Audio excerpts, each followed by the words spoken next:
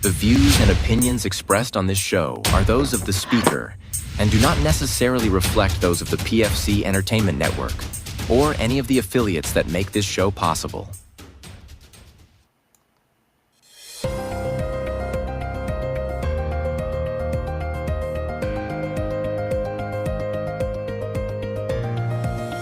This is the Pure Fury Creations Entertainment Network.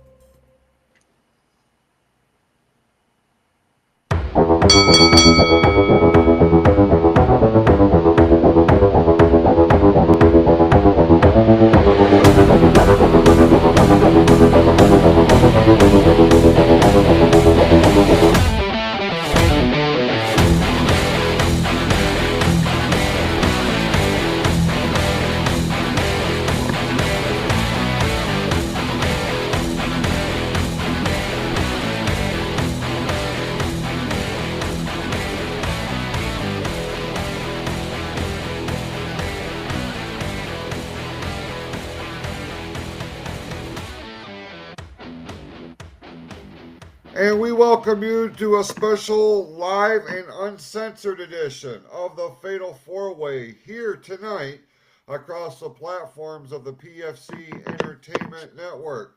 Along with the Stan Lee of PFC, Brian Balfe, and Eric Scherer, I am Jason Klaus. We appreciate you taking time out of your weekend to give the show a watch. We are anticipating, we are hopeful, we are keeping our fingers crossed that the fourth member of our quartet is going to be popping in here at any moment, one Hollywood Q, Quadell Edwards. I feel like, Brian, you know, this whole Hollywood Q mantra that we gave him has kind of gone to his head. He just shows up whenever the hell he feels like it at this point. I think he's on a PLE schedule now. Well, we're going to be looking back at a PLE, the Survivor Series, which took place last weekend. We're going to have a lot to talk about that. There is a lot that we're going to pack into this episode. Eric, it's good to see you. This is your first time across these platforms with the PFC Network, but you did make your debut with us 2 weeks ago over at on Orient ON TV. Good to have you back. How's things in your neck of the woods? Thank you for having me back. Things are good. I'm hoping I'll do a little bit better this time. Let's be a little more comfortable. Let's hope. You did fine. You did perfectly fine. It seems like pro wrestling on television is going to dominate a lot of what we're talking about here this week. And let's start with the breaking news, gentlemen. Came down the wire late yesterday.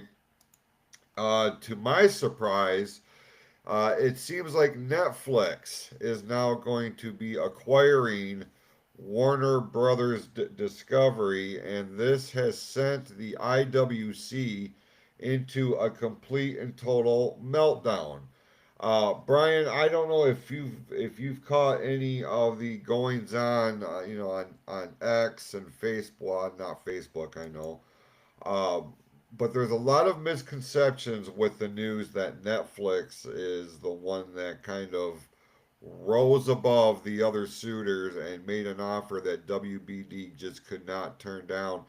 I told you before we went on the air here, I really felt like Discovery was going to be the one, or Paramount Plus, I'm sorry, that Paramount Plus was going to be the one that was going to ultimately acquire WBD because of the deal that Netflix has with World Wrestling Entertainment now. Now, what has the IWC up in arms is now they're under the assumption that with this acquisition, that the linear cable channels of TBS and TNT will also go under the Netflix umbrella, but that is not the case. Netflix is focusing on the streaming aspects of this. Now, where AEW does come into the conversation here is they are currently being streamed on HBO Max. Brian, you've been kind of following this a little bit, and I know you have just a general interest in the business of streaming and things of this nature. First of all, were you surprised that Netflix was going to be the one that was going to acquire WBD?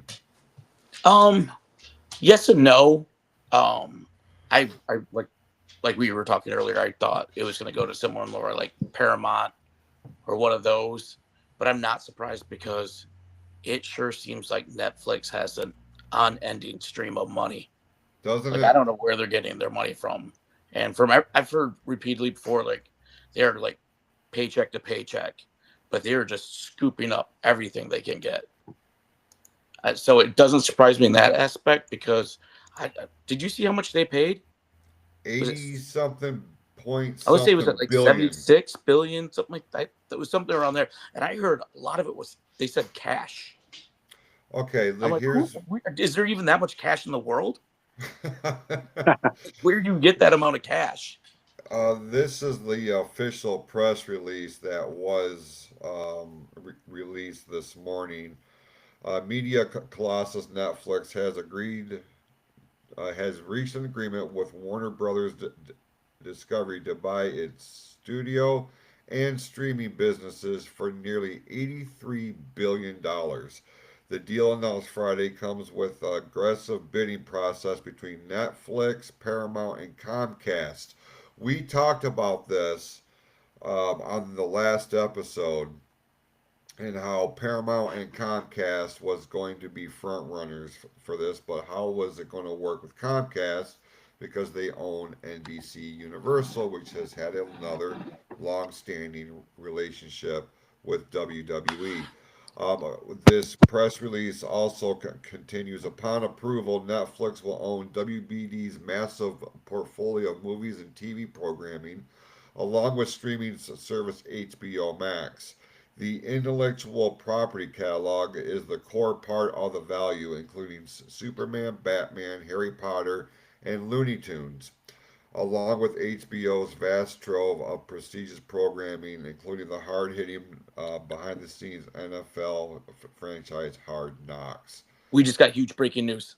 What's that? Q in the chat room just said he's on his way. Well, for crying out loud. Thank goodness. Thank goodness. Oh, you okay? Gotcha. All right. Yeah, it's a little bit different here across the platform. Not nearly as structured. You know what I mean? We have a lot more wiggle room going on here. Eric, Like we I'll can say ask you. fuck and Yeah, we shit, can say pretty much anything you want. Yep, buttholes. that's why we put the rated M disclaimer at the very top of the program. Show your Um, butthole. okay. Maybe not. Going off the rails here, folks, but it's okay. It's Friday night. Okay, so it's fine. Um, Eric, this is a big deal for the streaming world. What was your takeaway on this? Um, I mean, like Brian said, like how do you accumulate that much money? You know what I'm saying? Like that is a stupid amount of money, but assuming um, that they're going to retain AEW's intellectual property and the rights to their streaming. Do you see a conflict of interest at all with WWE being under the Netflix umbrella? Yeah, a guy I know said WWE is not going to be happy with this deal. They're not going to be happy having their competing brand under the same umbrella as them, right? Having I don't know if AEW is going to go to if they're going to stay on HBO Max or if they're going to stay over in their area, if they're going to come over to Netflix. Um, gosh, I'm not really an inside guy, right? I know what I see on Mondays and Fridays. I don't really know the Right. business behind the scenes. No, I understand that, and I mean that's where a lot of the contentiousness is coming from the internet wrestling community because AMC or not AMC, Netflix put out. We're going to get to AMC here in a little bit.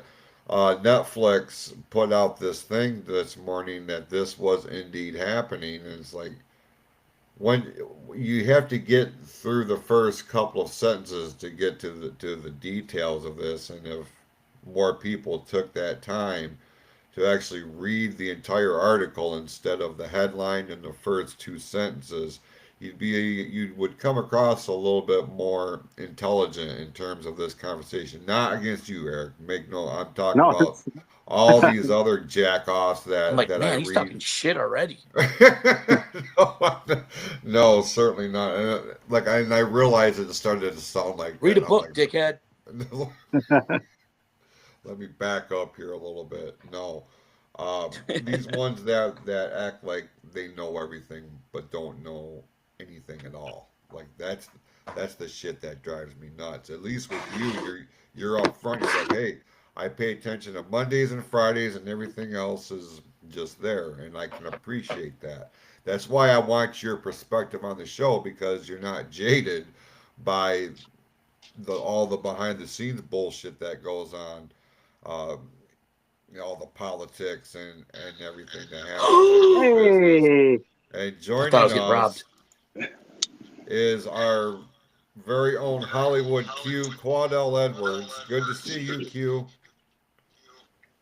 What's up, fellas? What's going on? Well, Where we're I we thought at? you talking. said we start at 6:16. I'm afraid you got the wrong memo, my friend. You got ribbed, is what happened. Listen, Q, you're coming in right at the ideal time here.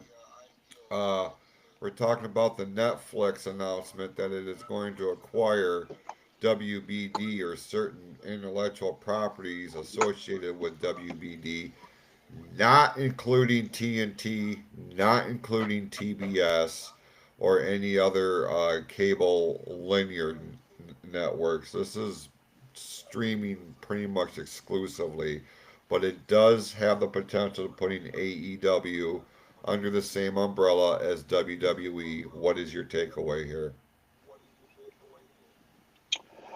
Um, you know what? I think it's not going to affect AEW that much as far as seeing that the TV is pretty much all staying the same.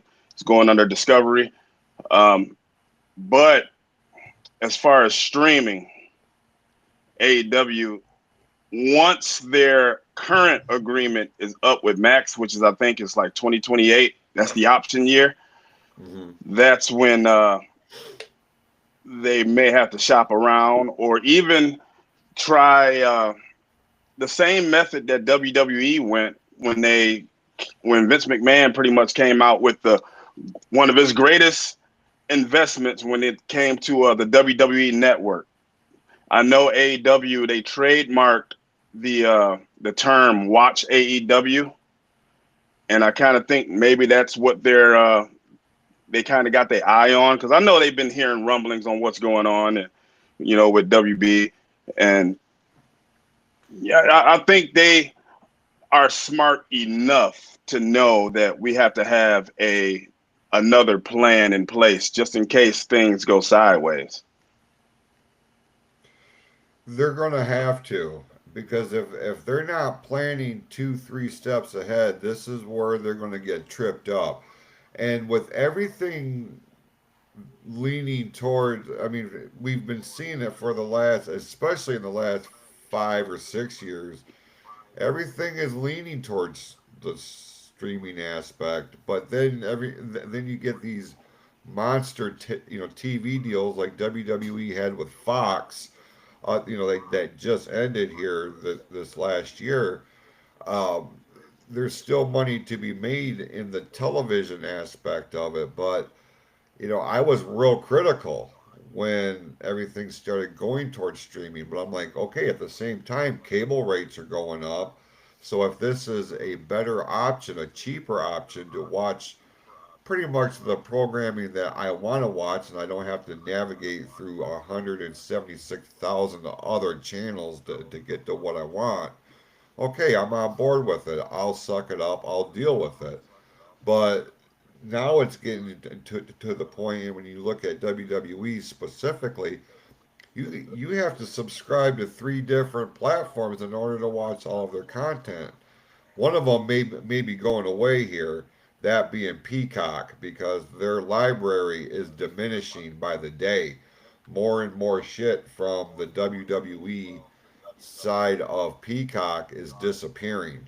And well, I feel like we're going to be diving more into that on the next episode of the Fatal Four Way. But um, just it's real crazy to me. Like we're this is where we're at. Like there was even a conversation, a legit conversation, that two opposing promotions may be in some regards or another under the same umbrella in terms of distribution. 5 years ago, that would have never been a thing.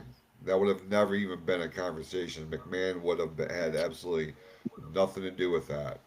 And he would have had it in his contract, I'm sure, that even if they were toying with a different promotion that is not WWE endorsed, they had that back door out. And I'm wondering if that's something that's going to be in play here as this moves on, but when the acquisition is made official.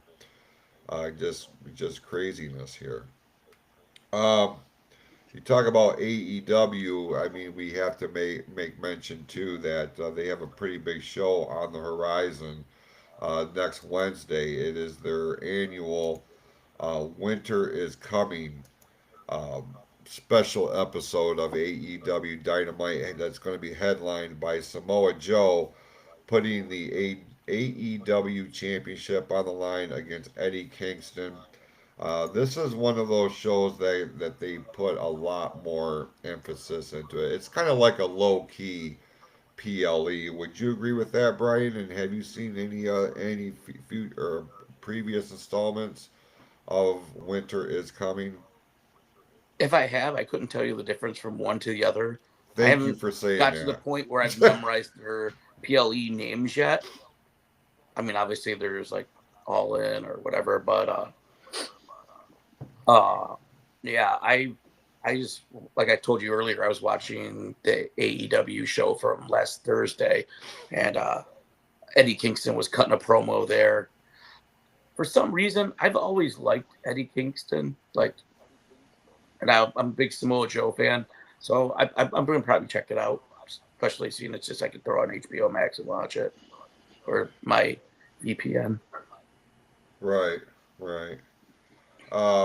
You talk about pay-per-views because AEW still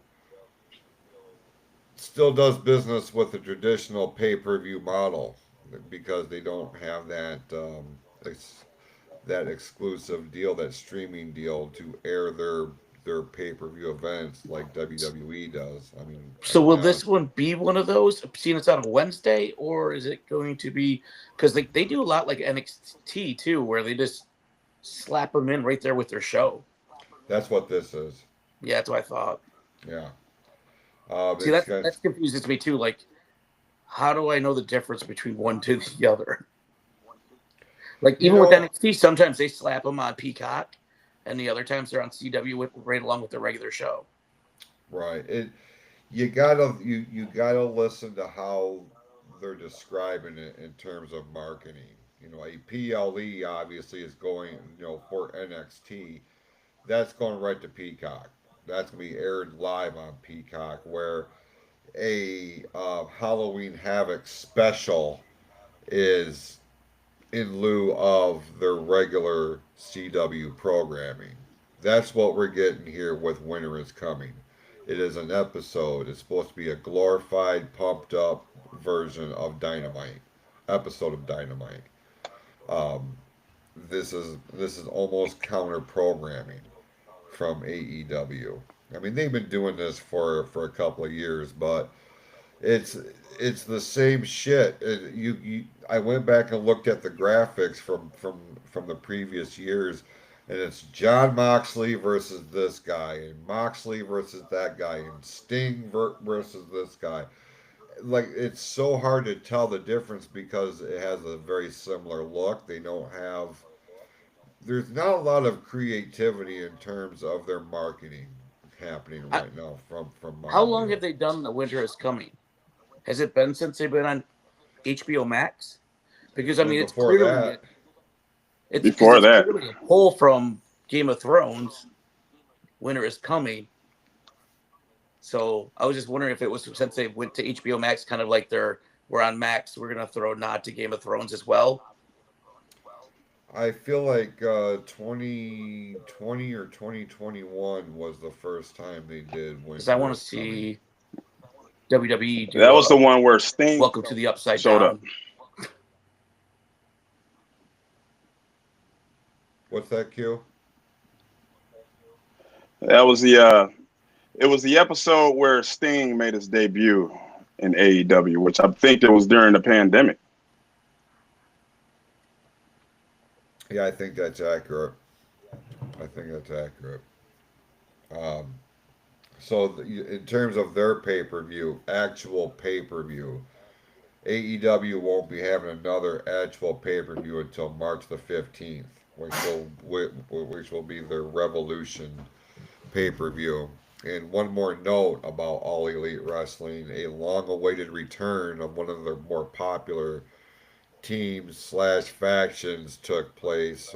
Dark Order made their first AEW appearance this last week after 2 years of not being on TV together. For longtime AEW fans, this was a pretty damn big deal. Again, I don't follow the product enough to be invested that way, one way or the other. I appreciate the fact that they're able to stand out, I guess. I appreciate the fact that they're able to make a name for themselves. But uh, it's AEW, you know what I mean? They're just appealing to a very niche audience right now, and I am just not in that bubble. So, any of you guys big fans of the Dark Order by chance? You know what? I I honestly couldn't was even tell you who's in the Dark Order. only when what's his name? The oh crap, Brody Lee. When Brody Lee was there, Oh, that was my okay. only interest. When yeah, when he was there, that was my own. Ever since he passed, I totally forgot about that group. Yeah, I remember them now. Yeah, so did a lot of other people. So I don't know exactly what they're going for with this return, this repackaging of them. So unless it's to try to bring back some of those original AEW fans, because when you look at the numbers, when you look at their ratings consistently week by week, man, like it is heading down. And Collision on Saturday is barely moving the needle. So the fact that show is still on the air is mind blowing to me. They must need a filler for that time slot on Saturdays because nobody's tuning into that. It makes me wonder if they were to have like a diehard, Christmas movie marathon, if that would garner more ratings. I'd be willing to bet it would because at that point I would tune in. Like HBO Max honest. is going to run a 24-hour Christmas Vacation. See, now I can get behind that. I can I get just saw behind that that today. I all was day like, long. ooh. Shooter was full. Did you know? Oh, see, this is wrestling. We're gonna skip past the wrestling for a second. The the ant, the one that packs up the animals in the packages and puts the cat food in the Jello mold. She Aunt was the Bethany. original voice for Betty Boop Yes. and Olive Oil. Yes. I did not know that. hmm I actually learned that a couple weeks ago. We were talking about that movie on the 80s podcast that we do here on the PFC network with Jill Bain. And we were talking about that. She's that one that actually brought it up. I was like, well, I'll be damned. I At saw a that point, YouTube I video didn't that know. had like 20 unknown facts about it.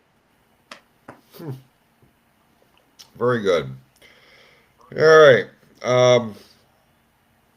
This was another big piece of business that came down the wire this week in terms of TV deals. Total Nonstop Action has secured a much needed, very well deserved upgrade in terms of their television presentation. Starting in January, TNA Impact will be moving to the AMC network. And this is a surprising move for a number of reasons. One, AMC is not known for broadcasting any kind of live sports, let alone professional wrestling. They're the American Movie Classics network. You know what I mean? Like, this is something that, this is where you're gonna watch your Casablancas and shit like this, like old school westerns with John Wayne, and that's what they're known for. So for them to get into the wrestling game, Q, this is number one a game changer for AMC because it's going to bring them a whole new crop of eyeballs to their network, and two, this really puts total nonstop action wrestling, in a believable spot that they're making a run for that number two spot in terms of the biggest promotions, wrestling promotions in the United States. What is your takeaway here? You know what you really see out of all of these networks and these streaming networks and the cable networks is they're pretty much trying stuff now, and we've seen that like with ESPN acquiring or getting the rights for WWE content. I mean, these companies are trying new things, and we see that with AMC, and I think it's good. I think it's great for TNA to actually get some exposure, and that's what they needed the entire time because that whole access stuff was not working. I don't even know where access is. How do you even get that channel? You just got to And keep they were on scrolling. Pop TV. Yeah, I don't got that time. I don't got time to be scrolling like that. But yeah, they were on Pop TV at one point, and they bounced around so much. And the fact that TNA was able to survive all of that, and now they get a chance to be exposed on a bigger network to a broader crowd, which is might be a lot of older, you know, people who actually used to watch wrestling. They might be able to get those eyeballs, and you'll see some people like Dolph Ziggler who been in WWE for forever, or some of the Hardys and all. Start seeing those guys, and you put them on that TV with some old heads watching, man. Hey, that's the way you do it. So I think it's a great thing for TNA. Now what they have to do is just boost it up even more. Go to a whole different level with your storylines. Include some more of the WWE partnership with NXT and all of that stuff, and just keep going forward. Don't get all comfortable now. We see that when big things happen, people get comfortable. Nah, keep pushing and pushing. TNA got a big chance right now. Brian, this is the opportunity that we said at the beginning of the year would really put a whole different light on TNA wrestling. What I found interesting in the press release from a joint press release from AMC and TNA, not only will they be showing live, brand new action, they're also going to have segments on there, and they're going to start re-releasing or re-airing certain matches, certain stories from years previous to kind of bring people up to speed in terms of the history of TNA, because TNA's been around for a hot minute, and they've had a roster that's boasted some of the biggest names in the history of professional wrestling. So it's going to be nothing at all to see a promo with current TNA champion Ricky Santana, followed by a segment that has Hulk Hogan, Eric Bischoff, and Ric Flair involved in it from 2012. You know what I mean? So if this is done right, man, if I'm Tony Khan, I am shitting my pants right now because this is the last thing that AEW needed. Would you agree? Yeah, I'm pretty sure he's probably sitting there thinking he's probably safe, but he's probably concerned for sure. Um, I subscribe to AMC Plus already through Amazon Prime. They they are like one of the go-to places for like scary movies. Like they get the scary movies early. Like that Good Boy movie that was just in theaters. They already have that on there. They have a new Anne Rice series that just came out. Like AMC Plus is making waves as being like one of the top like add-on subscription channels. Yeah, they were the Walking Dead people. Yep. So Eric, let me ask you this. You said earlier you're a Monday night and a Friday night warrior. Like those are your two main focuses in terms of your fandom. And knowing this partnership between NXT and TNA is a thing, with TNA now moving to a more accessible network, from your perspective, is this going to entice you to tune in and see what TNA is doing or what it's all about? Yeah, why not? I don't. Is TNA profitable, or are they the WNBA where WWE kind of feeds them, right?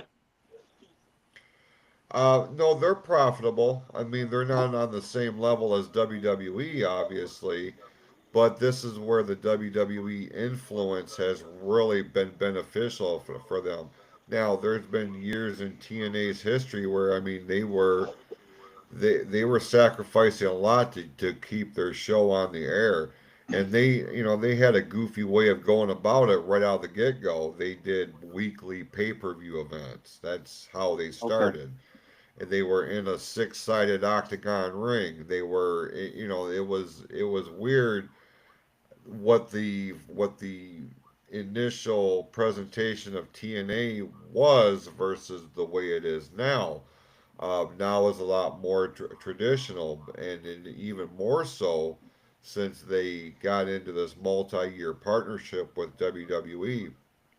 We've seen a lot of crossover this year between NXT and TNA, and I absolutely love that because it puts lesser known talent on a bigger stage, because it gets no bigger Right. than anything with the WWE logo on it. Um, to me, man, I read this and I'll be straight up. I was so happy for them. I was so happy for them, and I'm over here low key like laughing at Tony Khan because he's out here toting the fact that his roster is the best roster in all of professional wrestling, and they're putting on the best shows. And of course he's going to say that, right? He's the president of the company with daddy's money. He has to say that shit. Um, but I'm telling you what, man, this thing with TNA or with AMC is going to put TNA on a whole different level. Brian, how unfeasible is it that we give it 6, 8 months and we're going to start seeing a steady line of ratings and feedback that is going to put TNA in a much better light than what AEW is doing? I mean, we'd really have to sit down and compare the numbers of like AMC subscribers to say like the HBO Max subscribers, which I still feel like AEW has a heads up there because I feel like there's way more people they're gonna have access to AEW content still than TNA. Like I think we'll have to compare TNA's numbers to TNA's numbers basically, what they were pre the deal to after the deal. Um, and then, I mean, I'm sure a lot of the other places will be watching that as well, because if they can spike those numbers by getting them on something as small as AMC Plus, then once this contract's up, who's to say that a Paramount Plus would want to throw their hat in there and be like, well, if you can get that kind of a boost there, what can you get from a boost with us or Peacock? That's what I was kind of surprised that Paramount Plus didn't emerge with the WBD acquisition, because I felt like, man, if you were to really get a hold of that and you got a piece of AEW's property, you can continue your growth in the live streaming sports arena, because they've already got the rights to the UFC. So if you had, oh, that's why. Mm-hmm. See, There you it just caught is. yourself, didn't you? There it is. Yep. Because UFC being under the TKO. TKO umbrella. Yep. Hello, Lori, who is chiming in. Always great to see that she's hanging around here on a Friday night, checking out what we're doing, and do appreciate that. Um, she usually gets on my airwaves here and bullies me. Is what happens. Brian and Q and Eric. She's she hates me is what it is, and she bullies me to no end. It's really sad, You get that a actually. lot. You might want to All start right. reflecting, looking in the mirror. So you're saying it's a I me think we need an thing? anti-bully. I'm saying you might be causing some of this. What are you doing to antagonize these people to attack you?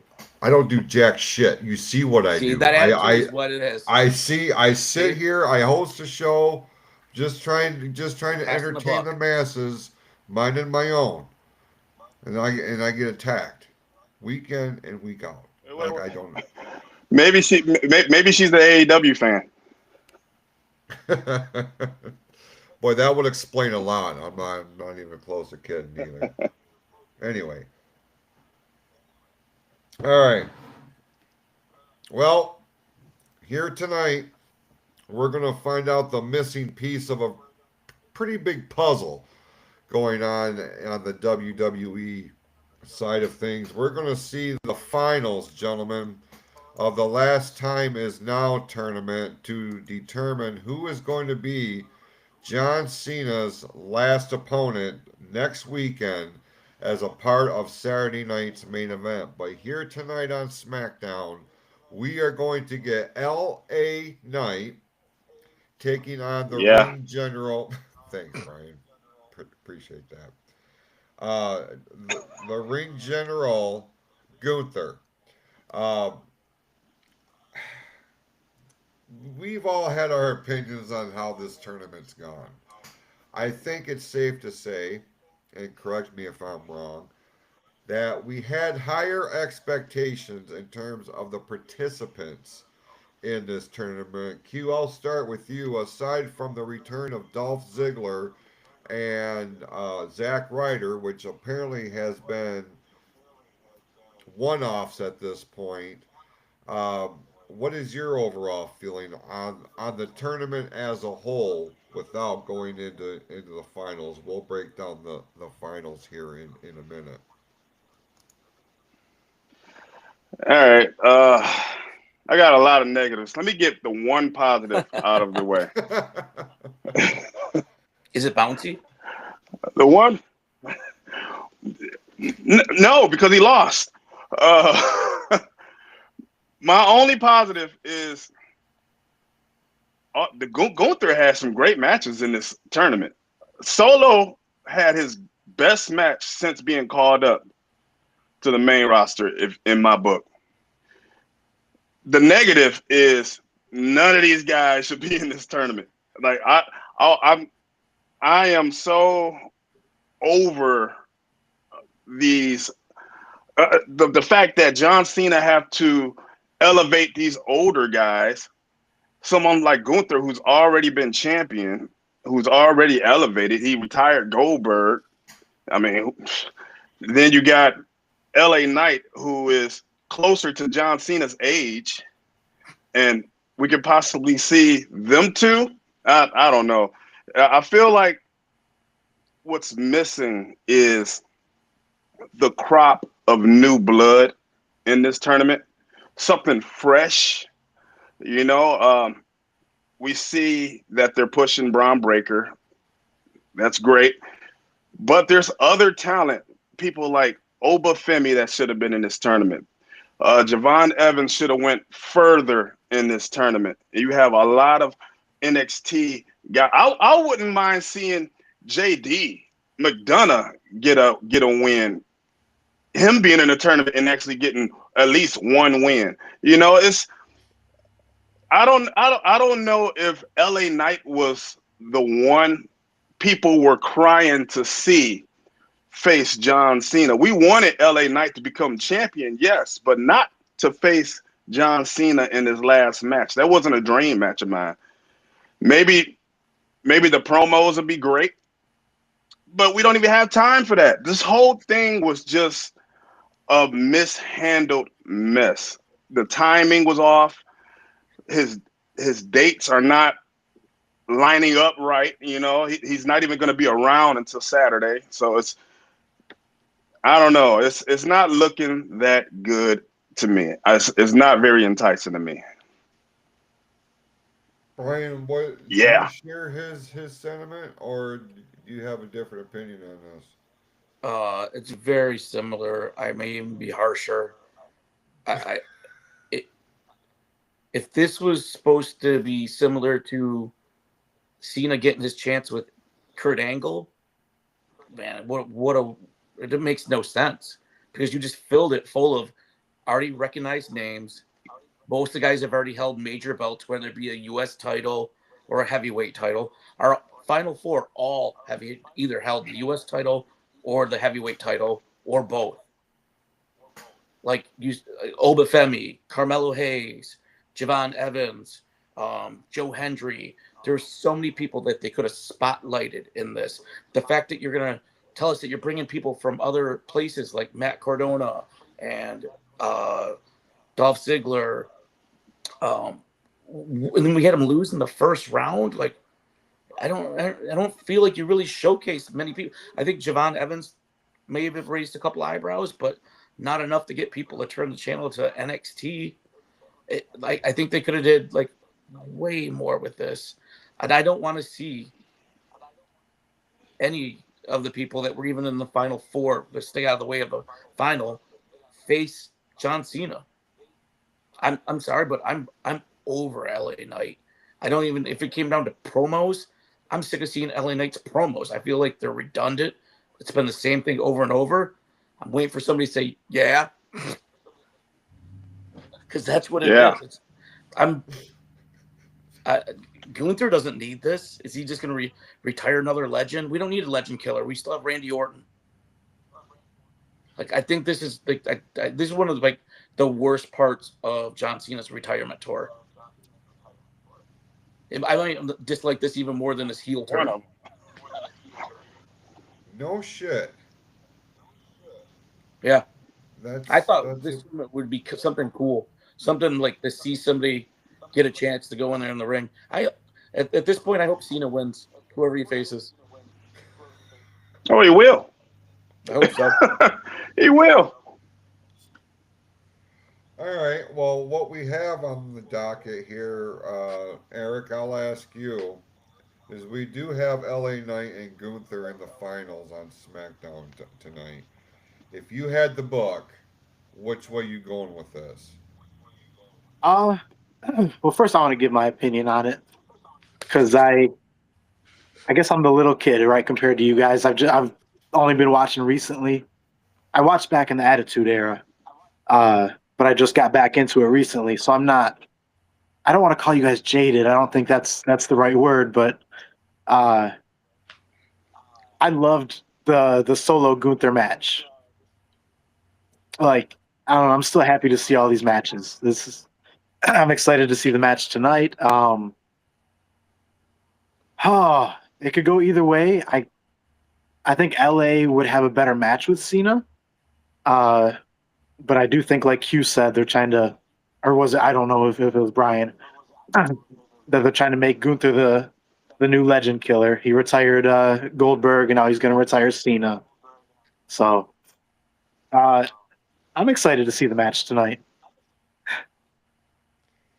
I actually only have a few more years of watching on you, Eric, because I had a 10-year lights out period. Like I didn't see Cena, and it's like I saw him in his very beginning.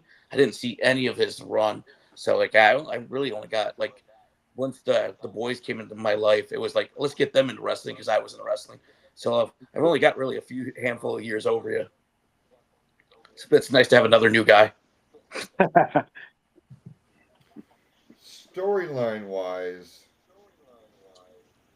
I would have to go with Gunther because you get that real life scenario of Rocky versus Drago in some regards, and that's how I view that.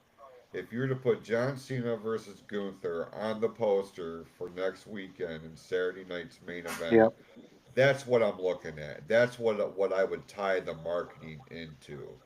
The All-American white meat babyface John Cena versus the evil rule-breaking Austrian Gunther. Like Yeah. that, the story writes itself.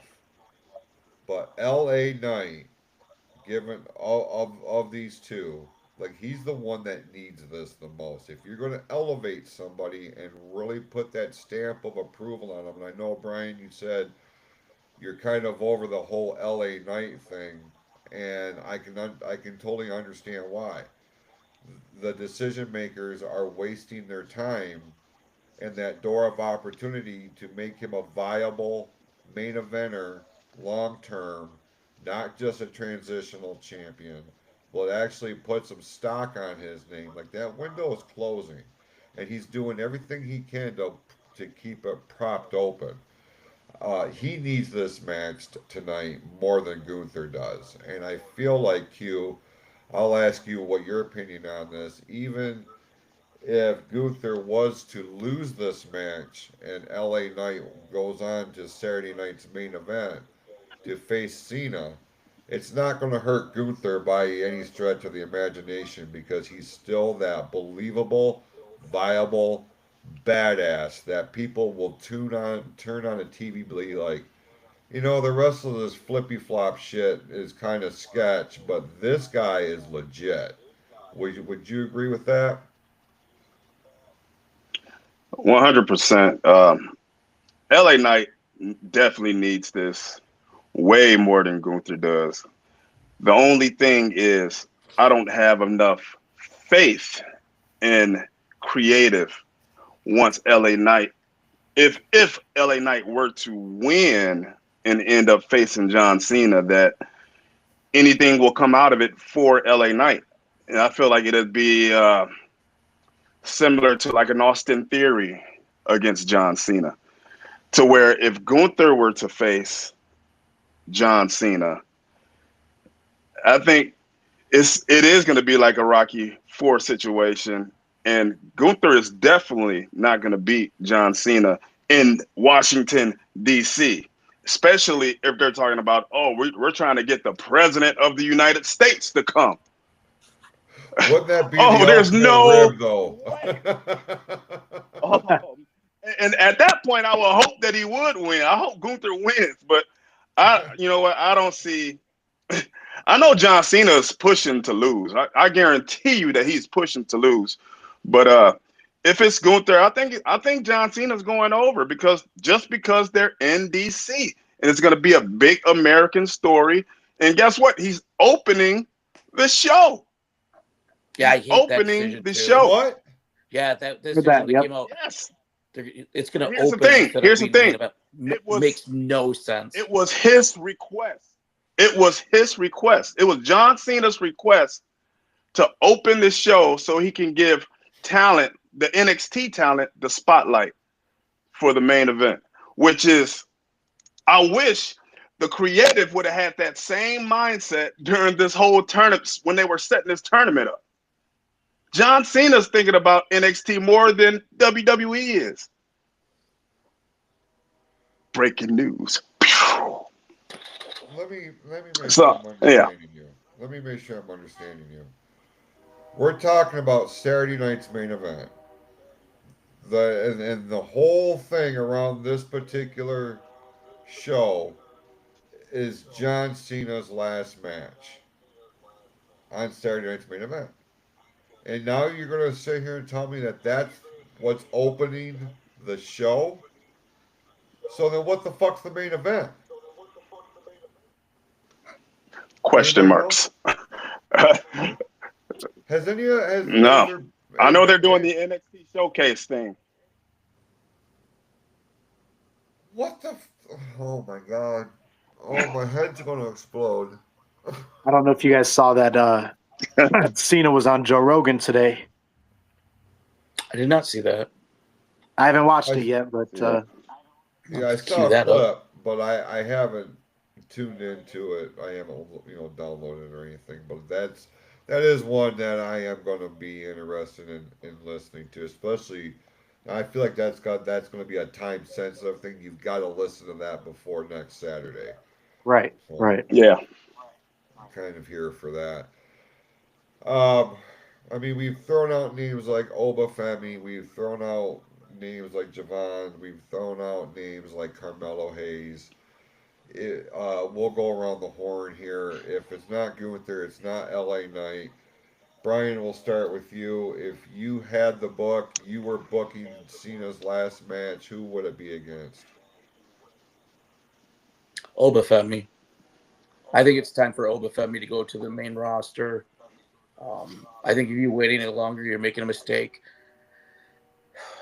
Unfortunately, it seems like that's what WWE's known for at this point, not pulling the trigger on things until no one cares. It was the same thing with Montez Ford and Dawkins. It's like, dude, can we have the split? Because now I don't care. Right, It's like right. just do it already. Like this slow burn is too slow, and you're making people not care. But yeah, Obafemi, I think, would be the guy. I think he would be the perfect guy that could go in there and like come out of that and then hit the main roster with that underneath his belt. Can see that. Q, Not that what it did about much for you? Solo.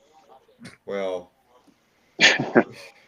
he got saddled behind the eight ball immediately. You put him behind Roman Reigns on your fucking debut. He's gonna.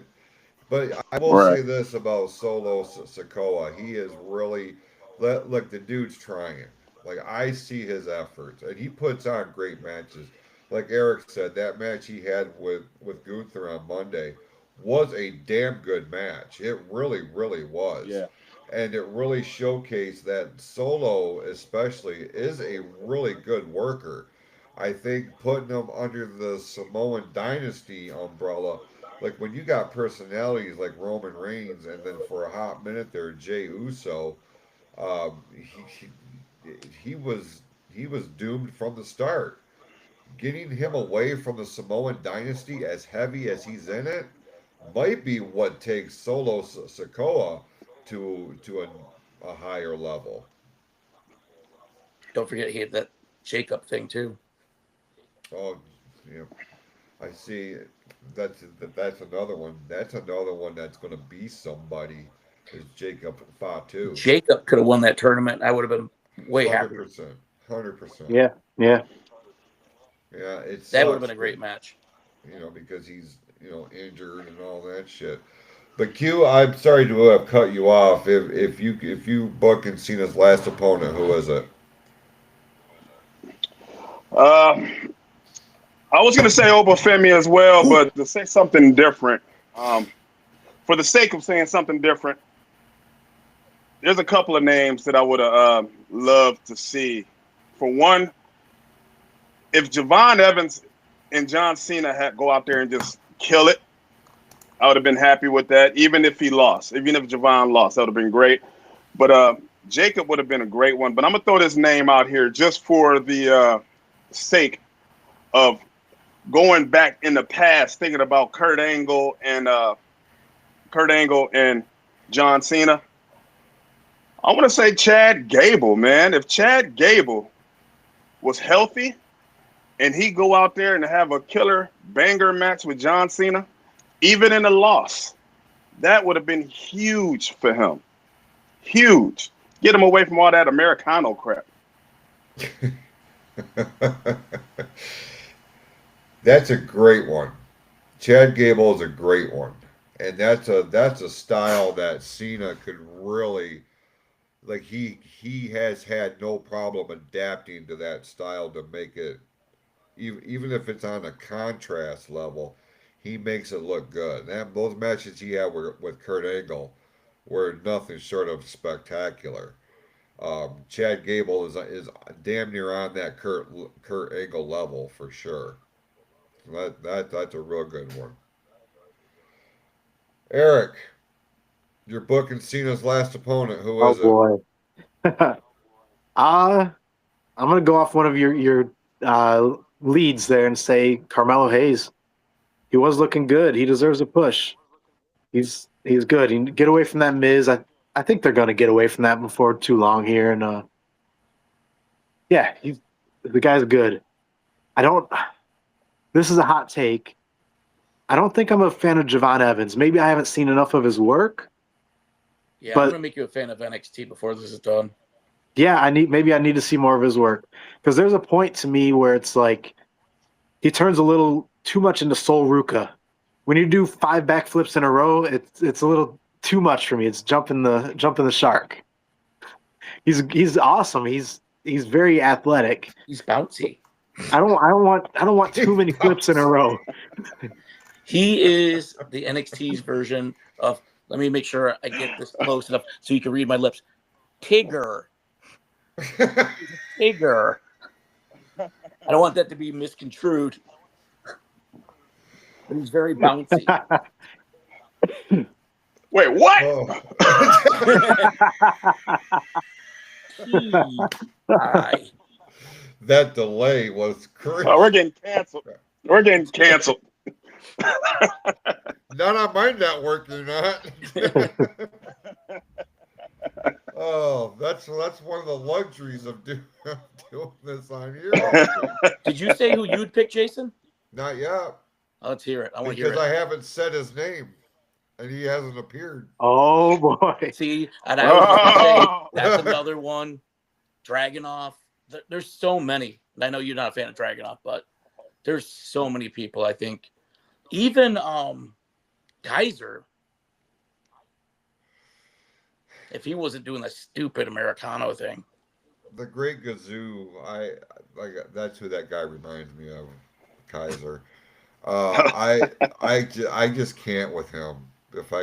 But listen, Joe Hendry, having now signed officially with WWE, I couldn't think of a bigger way to actually make him a permanent member of the WWE roster than retiring John Cena. Turn his ass heel immediately, and you got yourself a fucking ready-made, bona fide main eventer right now. Because that dude's got it. Yeah. He really does. I I am a big Joe Hendry fan. Um, he's he's gonna I that's he's my guy. Like he's the one that I'd be like, it's got to be him. It's got to be him if you're gonna go outside the box of WWE. So that would be big. I was hoping you were going to say Elias. Man, Elias is another one of those guys like I wanted so much for because he entertained the shit out of me. You know what I mean? Like he Me could too. talk, he could work, he had a good look to him. It seems We know like how the you like the guy. good-looking guys. Would you stop your bullshit? Like, what are you doing right now? Um, Guys that stand out that have a unique look. Like I'm like, if you just put the rocket to them, man, there's no telling what what you could do with them. They were late to the party on Bray Wyatt, and when they did let Bray Wyatt do something, they still had him in restraints. They didn't allow him to really be Bray Wyatt. You know what I'm saying? But even the gimmicks like the Boogeyman, like that motherfucker stood out, and he made me laugh.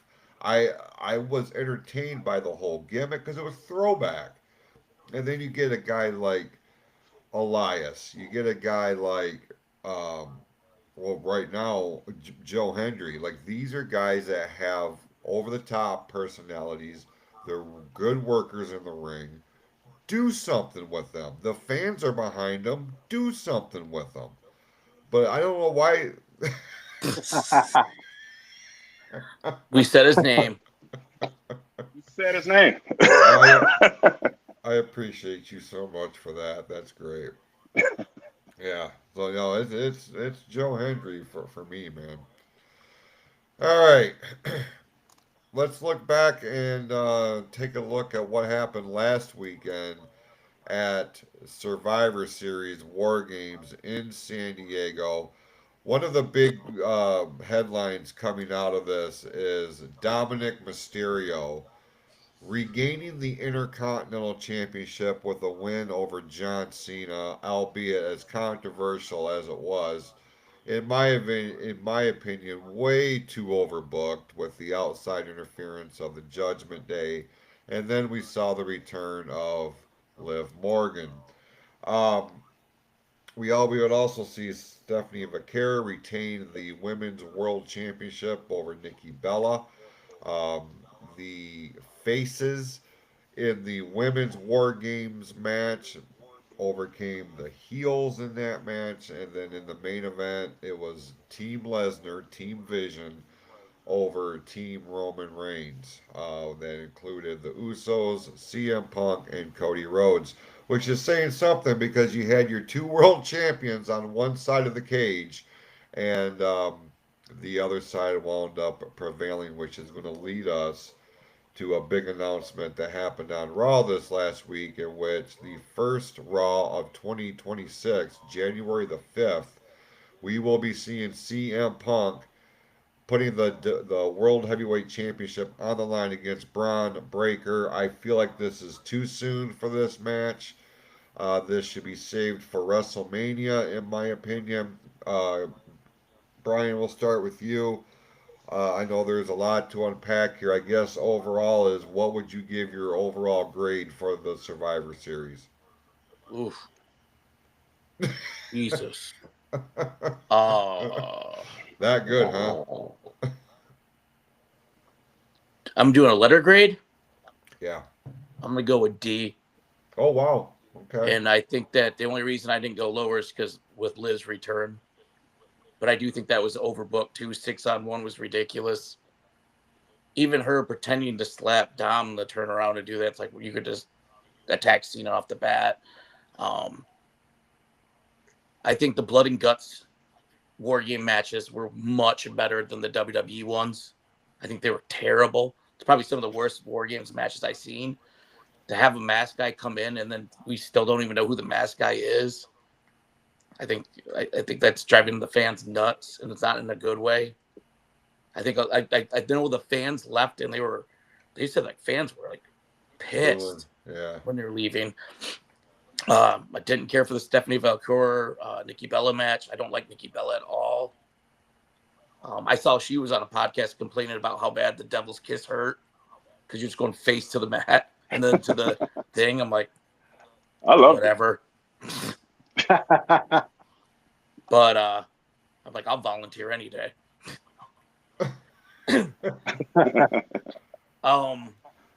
But yeah, I was for it being one of I love war games and I like Survivor Series. I was disappointed. I wish they would have had the Survivor Series match that they had on SmackDown on Survivor Series at least. I think maybe they should just get away from war games and go back to the traditional Survivor Series tech style matches. Or if you're going to do war games, actually do war games in the way that war games was invented. You know, you shared with me a TikTok what war games was in 1992 versus what we saw this past Saturday. Yeah, I And mean, you go you, back to WCW, they were great. You fast forward to NXT, they were great. And then now it's like, what? I mean, even with the EO Sky jumping off the top of the trash can, how many years in a row are we going to do it? Like, I want to see something different. no, 100%, 100%. I'm just Um, glad they let the heels beat the faces at least, because I couldn't take another year of faces winning. it started to follow a formula. the heels would get the advantage going into war games, but you knew that the faces were going over. That's traditionally how it's been. Just less than a handful of instances did the heel side emerge victorious. The NWO is the only one that really comes to mind when they took on the Four Horsemen. But you look at what they had this year, and even though the face side had both world champions in Punk and Rhodes, you had the Usos, arguably the greatest tag team in WWE history, and the biggest star in all of wrestling for the last 5 years in Roman Reigns. Uh, but you look at the other side, and they put so much emphasis on Brock Lesnar that the other guys in that match, you can make an argument more talented overall than Lesnar, um, finally get the winning side of things, and to me it had to be that way, especially if you're going to start building the story between Survivor Series and the Royal Rumble, because people are forgetting the Royal Rumble's in Saudi Arabia this year, and once that starts to become something that's shoved down our throats, then you're going to see that IWC contingent start regurgitating all of this. So they're going to have to put together a special card for the Royal Rumble. Q, what was your takeaway from the Survivor Series? What grade would you give it? I am going to give it an F. Holy shit! It failed. I was Wow. not, and I was not entertained. Uh, for me, here I had a lot of issues, and I want to start with the biggest issue I had, and I brought it up on the last show. First, that women's title match with Stephanie McCurr against Nikki Bella. I said it last time. What has she done to earn a championship match? They're telling me, WWE is telling me that wins and losses don't matter. All you got to do is grab somebody by the hair and slam them into the LED board, and you get yourself a title match. That's, and then what we saw, what we saw was an average at best match to below average. I thought it was awful. The best thing was the Devil's Kiss, which I'm quite sure is all the guys' highlight, but that should not be the highlight of a match. You know what would have been a highlight for me too? Is if they had the Shark Tank. Just to see all those heel guys jam with that Shark Tank. That could have made it. Like I was telling Brian, we had a conversation about that. All the viral moments that they had with CM Punk and Roman Reigns inside of that shark cage on YouTube is one of the highest viewed YouTube videos they had in a long time. And then the next year you take the shark cage away and have Royal Rumble style entrances. No, I mean, why change the formula that works for a formula that you don't even? It's all right. Another issue, because I'm it's getting warm in my room right now. I had an issue. I had an issue with the Masked Man. The fact that you leave a cliffhanger on the show with no reveal or nothing, to the fact where they put the little credits on the sign and all you do is you hear Roman whispering to Cody, we'll never team again. That was the big ending. So that fell flat. The women's War Games match was just the exact same War Games match from last year. Nothing changed. I mean, everything. I think they're running out of ideas to the point where they're thinking more about their Unreal show than they are their show their PLE shows. They're thinking more about the unreal stuff. They're putting a lot of emphasis on that. I hear they were filming stuff backstage and all of this stuff, and people were coming in for interviews and all of that jazz, all that stuff. Fine and dandy, but you got to put your PLEs up front and give us an entertaining show. Them people paid a lot of money to be there. Just for that, I don't think it was worth it. Definitely an F. They need to really show up for Saturday night's main event and the Royal Rumble and beyond. Come on, let's get the ball rolling with some of this talent that's not even being used correctly. I got a lot to say about this stuff, but I'm gonna stop right there. I'm gonna let Eric have something to say. I really want to hear Eric's opinion. Oh boy. Yeah, I want to hear Eric's opinion. Oh man, it was going to be a lot higher before hearing you guys' opinions. I guess I'm easily swayed. No. Hang on. Yep. Hang on. Yep. The reason why you're on this show is because you bring a different perspective to the show. Don't be influenced by what I say or what Brian or Q says. You are entitled to what you like. You're entitled to your opinion. That's what we want to know, because you look at it from a much fresher set of eyes than Brian and Q do, and you bring a different perspective because I was in the business. So I'm jaded and I'm just wired differently in that regard. Like, I try to watch the shit as just a fan, but I can't because I'm wired as a promoter.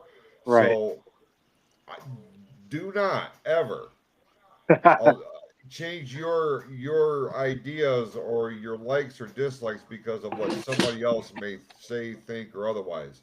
I want to know what your honest opinion was of the Survivor Series. If you tell me it's an A fucking show, great. Tell me why it was an A show. I feel wanna like know. 90% of the time I have a completely different opinion on the PLEs than Jason and Q. Like, there's so many times that I'm like, that was a great show, and I go into work and they're like, I hated that. I'm like, so Dog shit. no, Yeah. your opinion is your opinion. We want to hear it. I'll be the glass half full guy. I was gonna give it like a B minus. You suck. Just kidding.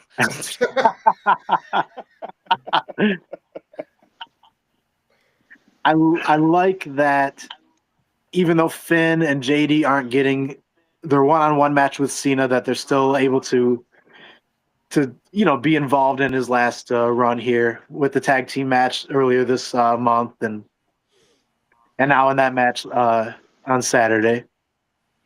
So because JD's good, and I think he's the wrestler's wrestler, right? Like, if you're in the know, you like him, and I think all the guys backstage like him, so they're giving him a little bit of love, letting him play around with Cena, and that's cool. That's fun. The women's match I liked a lot more than I thought I was going to. It was sad that they kind of treated it like a popcorn match. As everyone go take your break, ignore this match. But I thought it was pretty good. The women's match was a little boring. The commentators were trying to hype it up with EO and her trash can, but it still wasn't even getting that big of a pop from the crowd. And I guess the men's. What's that? That's one thing I wondered too, because a lot of people were saying how dead the crowd was all night long. But we have to remember they were in an open baseball stadium when the sound goes out. If that had been in an enclosed or domed, arena or stadium, I wonder what the overall dynamic and feel of the show was, because at that point the sound goes up, but then it comes back down a half a second later, so you're still getting that overall boom of the crowd. You don't really get that in an open stadium like Petco Park was, but please continue. I'm getting a little off topic here with my next thought, but I'm wanting to think about Braun and CM Punk. I don't know if that was on the docket, but the fact they Okay. started together, Braun got the pin. Now they're facing each other next year for the title. I am Mr. Twitter or X. Like I love seeing people's opinions, and I think one of them was, Braun takes the belt in January, and Seth comes back at WrestleMania, and is he going to turn face? Is Seth gonna help CM Punk to get his belt back, or where's this story gonna go? I like watching to watch, just sit back and enjoy the show, but it's also fun to speculate. Where's the story going? You bring up the Seth Rollins thing, especially in terms of Braun Breaker, and that does add an element of the unknown. When is Rollins coming back from his injury, and what's he going to do when he gets here? Um, I could see a scenario where Braun Breaker wins the world title on January 5th. He actually hangs on to it going into WrestleMania. Um, I worry this is where we would see maybe a Seth Rollins Royal Rumble win if he was able to come back by that point. Um, or Braun Breaker will maintain his hold on the world title beyond WrestleMania in preparation for Rollins to come back whenever that's going to be a thing, because there's your story right there. Right. If you're gonna put Braun Breaker on the top like that, you've got to tie up these loose ends with Seth Rollins because that's how he was written off the show. Um, and then what do you do with CM Punk? Are you going to move him back over to SmackDown and compete for the WWE Championship against Rhodes or Roman or whoever it winds up being? I don't know. There's a lot happening right there. There's they have all the elements to write compelling television. They're just having a hard time putting the shit in place where it really needs to be. I agree. Before we leave the Survivor Series, what is it? Who does everybody think the masked guy is? Who was under the hood on Saturday? Yeah, I want to hear everyone's opinion. I think it was Austin Theory. That's what the internet seems to think. It was What on do you the think, Eric? whatever everybody else thinks. Then it was Q? speculated that he was gonna that Austin Theory was gonna come back and be in the Vision, and that's what maybe what this is. Uh, you know what? I am going to say Omos. Well, if we're gonna throw Omos. like just not compare the sizes of that guy to regular whoever it could be, I'm gonna go Randy Orton. See, Orton would be a good one. You I you think could set up some cool shit with Randy Orton there. I think if I have a feeling that we're gonna see Randy make a return, and I think he might be tied to that. He's already booked for tonight. He comes back tonight. Does he come back tonight? Oh yeah. Yep. There we go. They advertise. Oh man. All right. Well, where does Drew McIntyre go from here? Limbo. That's what He's been in limbo. He's been in limbo for a while. Ever since WrestleMania, he's been in limbo. I don't know, man. They dropped the ball with the whole him getting his revenge on the Bloodline members storyline. Like that was his thing that really, really helped him. And he was always he would destroy Jay, destroy Jimmy, and he said, "I'm going to get to Roman. Roman was going to be my last guy I'm going to get to." He never got to Roman. Got moved over to SmackDown. They dropped the whole thing. So I don't have no faith of what they're going to do with Drew. I'm with you, and that's what pisses me off big time because you have a guy that if you were to build a professional wrestler, it looks like Drew McIntyre. You know what I'm saying? Like he's got the charisma, he's got the in-ring skill, he's got the whole package. I'm waiting for you to say he's got the good looks. I know you were, and that's why I was looking I to. saw you like, I can't say it. No, Well, if Roman ain't got nothing on his plate, maybe we could finally see some more of that Drew Roman. they had good matches too. Yeah, where's Cody go? I think Cody's fixing to turn heel. I hope so. He should have done it I already. think so too. I think he is. A I'll wait till John Cena's done and then turn heel. Like don't wait till after John Cena's gone. What if that's how he turns heel? What if he goes out to celebrate John Cena next Saturday and just does something so dastardly that leads to Cena being left in a pile of shit on his way out? Man, you want to talk about turning on the heat for Cody Rhodes, like the younger demographic of the fan base? Dude, they're gonna lose. They're I'm gonna with lose that. their minds. They're gonna lose their. See, that's how I would write the shit, and then I like that. Yeah. make Cody Rhodes the new version, this generation's version, leaning into not completely ripping off, but leaning into that $1 million man kind of heat. You know what I mean? Because he could pull it off. He looks the part, and he could be that. What's that character's name on the Highlander? No, you're Like he thinking of could Homelander. Highlander. really he can Homelander. really lean into that shit. You know what I mean? He just be that ultimate. Absolutely. I mean, I think that might be the only thing that can save Cody Rhodes for me. Is I'm him with making a you on heel that. turn, doing something different, because this Yeah. isn't working. And at one point, I would have said that Roman Reigns could never did nothing to get me to have any feeling behind him, but the head of the table thing in the bloodline, that did it. So I won't say never at this point. Like there's a possibility, and I think a heel turn might be the only thing that could save him. I'm with you.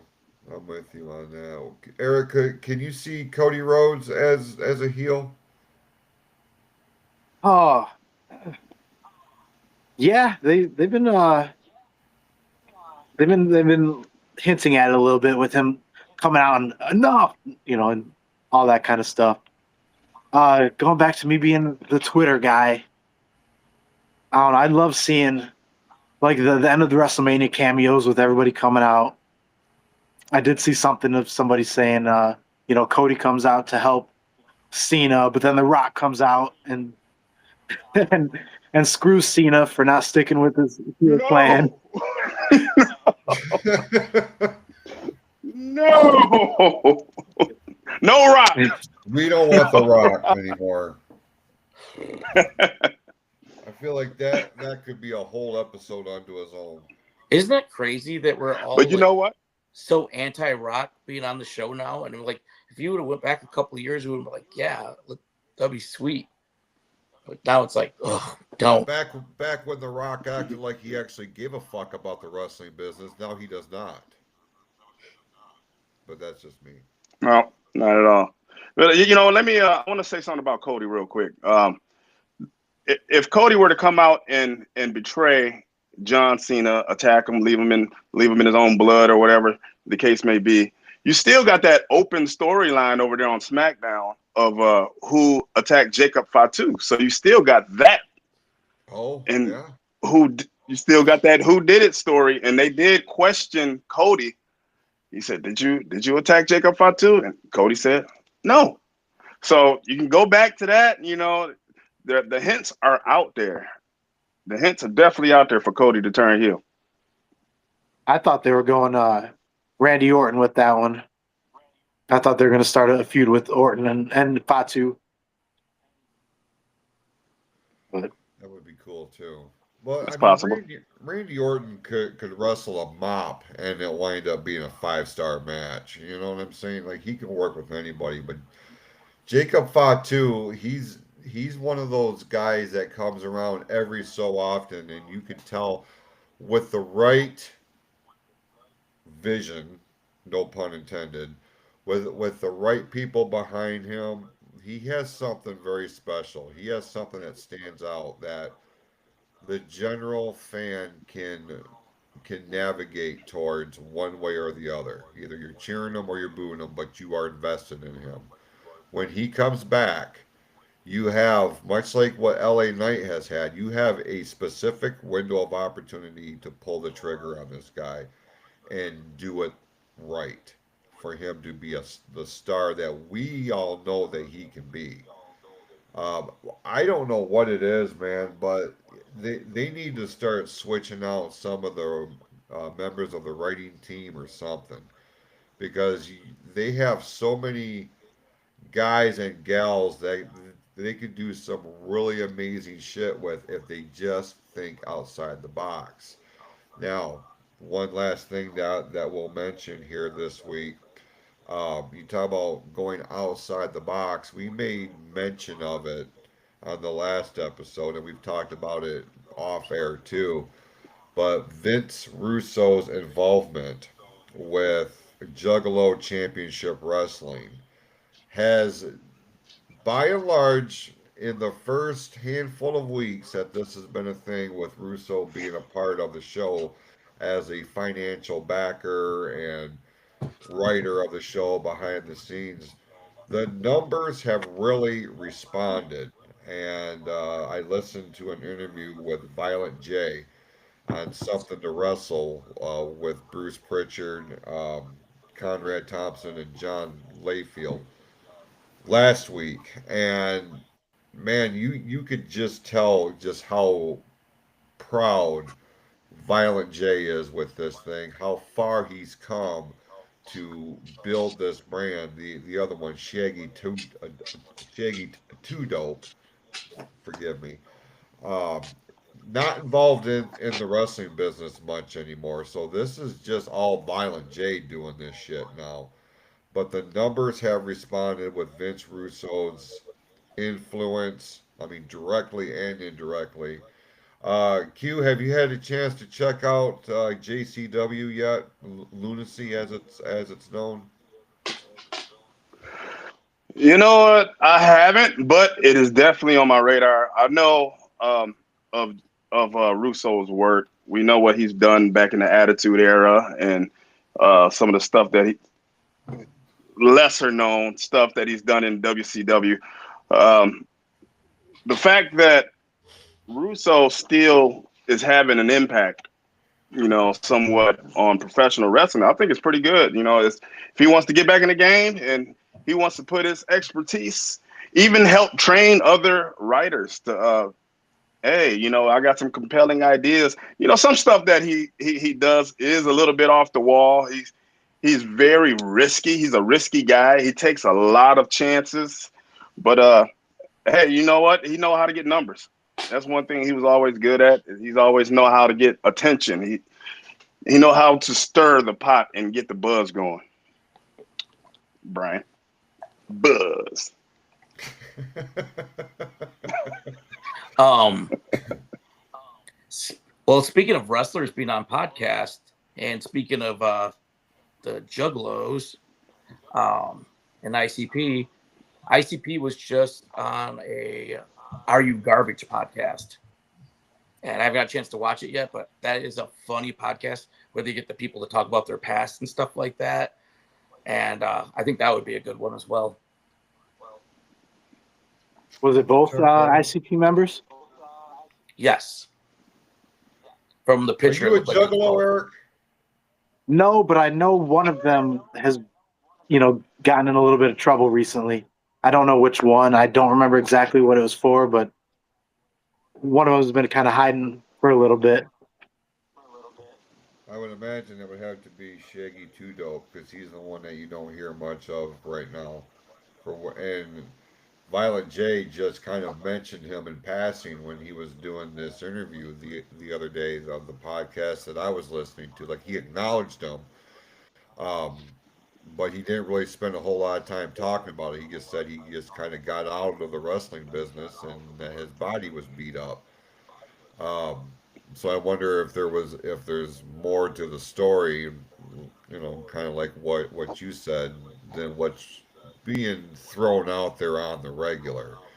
Um, but here's the thing, my opinion, I did catch the first episode that Russo was on, or that Russo had written, and you can immediately see the Vince Russo effect in the presentation of the show. And look, I've said it, and I've gotten heat for it. I am a Vince Russo fan. I appreciate him. He says and has done some goofy off the wall shit where I'm just like, come on, bro. Like, what are you doing right now? What are you doing? But as a writer, as a creative mind, like I have a lot of respect for Vince Russo, especially making a mark in an industry that he had no shit in business making a mark in, but he did, and we're still talking about him. And you got guys like Violent J who are going out and seeking him out. Can you help us get our numbers up? And he has. And I mean, that's the Vince Russo effect.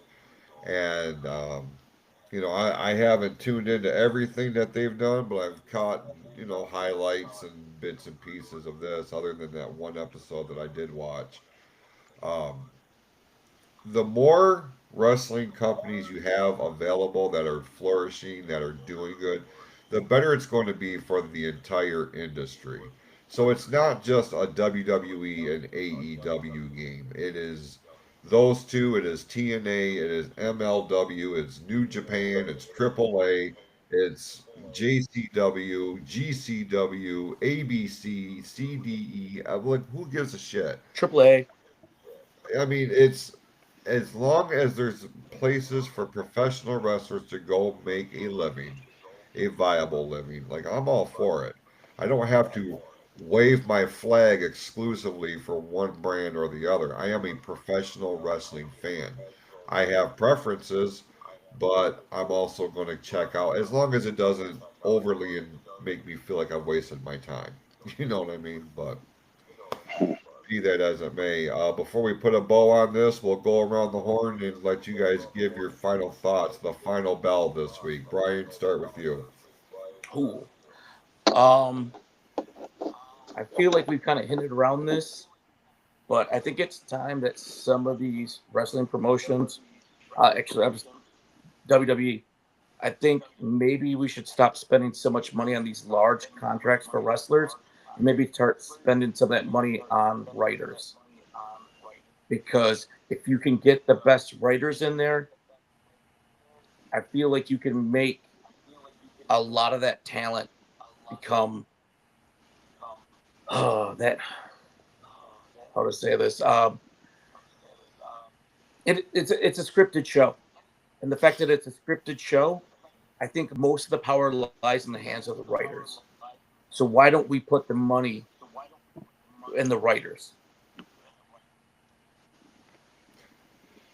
I know a few guys that it wouldn't take a whole lot of convincing for us to quit what we're doing now and go right for WWE, because I have no doubt we could come up with a lot more compelling storylines than what the fuck we've been watching for the last year or so. It started out great with the Triple H regime, and I don't know what the hell is happening. But this last year, since WrestleMania down, seems like it's just like, what is happening? Why are we seeing the same shit over and over and over again? How many weeks in a row do we see the Vision beat down the Usos, beat down CM Punk, beat down LA Knight, beat down this guy, that guy, and the other? Like, oh my God, can we do something a little bit more? Let's let's mix it up a little bit so it's not the same thing over and over again. Why is all the focus on these guys that are over 40 years old? Why do we have all these old guys carrying belts? See, this is a whole conversation. This I is a know it whole is. conversation. Fact of the matter is, Brian, the only way I can sum it up right now is that there's not enough new guys ready for those spots. I would push it anyways. Okay, you can say that, but why do they do it with the women? Stephanie's got the belt, not Becky, not Charlotte, not Alexa. You're proving that you can do it with the women right now. Can I? Oh man, And here, let me add another point. If WWE is so worried about, or TKO is so worried about profits, the people that are carrying those large contracts are all those guys that are over 40 years old. Okay, well, first of all, 40 is the new 20. Yeah, but if I would have put my money on a 20-year-old kicking the shit out of a 40-year-old, I would do it. Now, you asked the question of why are they doing it with the women? Why does Stephanie Vaquer And have Tiffany. and Tiffany? Why do they have the titles and not Natalia, not Charlotte Flair, not Becky Lynch? You know, the established talent. And this is my opinion. They don't have as much stock in the women's side of things as they do the men's because generally speaking, it's not the women who are front and center on all their marketing. It is still very much dominated by the male side of things for whatever reason. Um, Stephanie Vaquer is a tremendous talent. Does she need to be world champion right now? I do not think that she does. But with every outing that she has, even with what she did with Nikki Bella at the Survivor Series, and I'm going to be honest, I thought that match was way better than I had expected it to be, and I think that's why I came away from it. I gave it a C plus rating. That match in particular, I was prepared to give it an F. Like fuck, I just wasted my time watching this. Um, but I did. It was a decent match, and I could see Nikki Bella really trying to stay on par with Stephanie Vaquer. Um, Tiffany Stratton, we've seen it all year with her. She's done amazing work, and it took her a minute to get the ball rolling. But it took wins over Charlotte Flair, wins over Alexa Bliss to get her established. Like, okay, this is somebody that we can rally behind because the powers that be believe in her enough to put her over Charlotte Flair at WrestleMania. But I just don't think they put as much stock into the women's side of the presentation as they do the men. You know, whether it's right or wrong, that's not what I'm arguing. That's just how it feels in terms of what I see, how they're presenting their overall brand. Just my view. Q, any parting thoughts? Sure. I'm going to piggyback off of Brian a little bit. And I'm going to say, as far as all of these, older guys getting all of the attention pretty much, I think sometimes WWE are reluctant to give some of the younger guys a chance because sometimes they wait to see if this person have it. But I think people if you go back into the Attitude Era, to me, Kurt Angle didn't have it until he won it. And it's like sometimes you got to take a chance with some of these guys because I think we're not going to see Braun's full potential until he wins it. And then you get to see what's been missing. And I think that's where WWE, Triple H, the writing team, Road Dogg, I can say a lot about that guy. they fail to see what they have in their talent until they start winning. Unless they start, you got to start winning these titles. Here's my thing. Here's my thing. Just like I said earlier, wins and losses in WWE don't seem to matter. So why do the titles matter so much if wins and losses don't matter? Brian just said it. It's a scripted show. Make us care for each title. Make us care for each character that you're putting out there. Make us care for them. Make us care for LA Knight. Make us care for Javon Evans and Oba Femi and Braun Breaker. Make us care. You're writing the product. So I think when we get to see Braun Breaker finally cross over and win that title, we're really going to see what he really have to offer the product. That's my closing thought. It's a good one. Gavel. Eric, any closing thoughts this week? I'll be glass half full again and say I'm very grateful that you guys had me on again. I'm happy to be here. I'm excited to watch SmackDown tonight. I heard SmackDown's going back to 3 hours next year. Even though that might just be a filler hour, I'm excited for more wrestling. Yeah, life is good.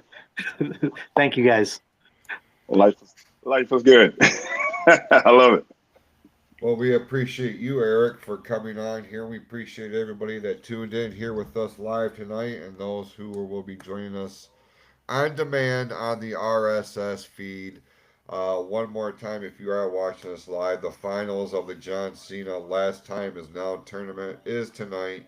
LA Knight versus Gunther on SmackDown beginning at 8 p.m. on the USA Network.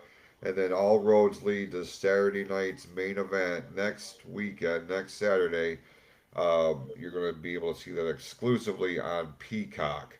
And we will be back on the air in 2 weeks' time on Friday night, December the 19th, for the big year-end Christmas party special edition of the Fatal 4-Way, and we will be on the airwaves of ONTV live from Lake Orion in 2 weeks' time for the next installment of the Fatal 4-Way, our last show of 2025, and we're going to kind of look back on what was the year in wrestling, the year for our show, and we're going to have some fun with that. So mark your calendars, December the 19th, 6 p.m. we go live on the air exclusively on ONTV.